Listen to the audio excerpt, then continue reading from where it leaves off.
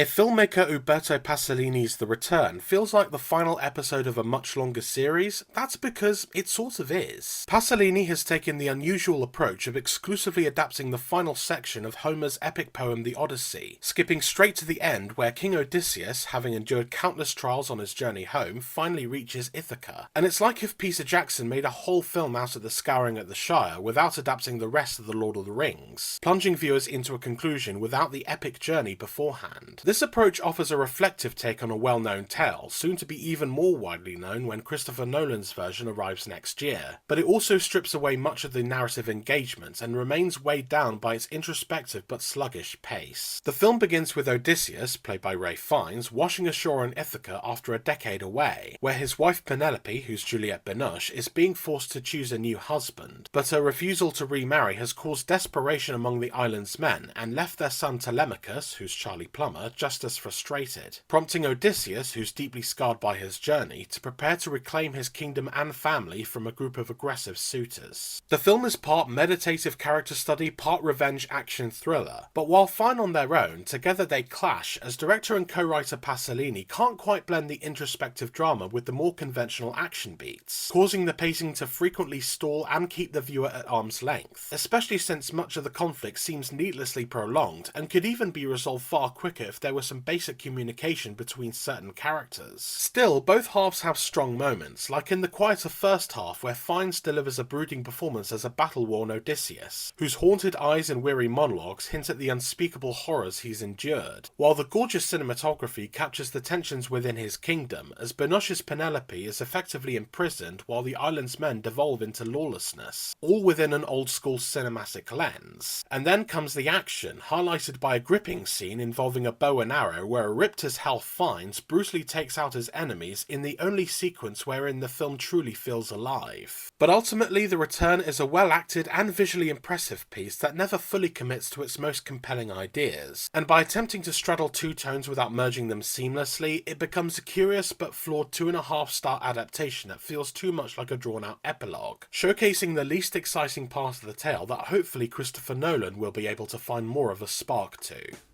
Visit the Film Feeder website to read my more detailed review, but for now, thanks for watching, please like and subscribe for more reviews, and I'll see you next time.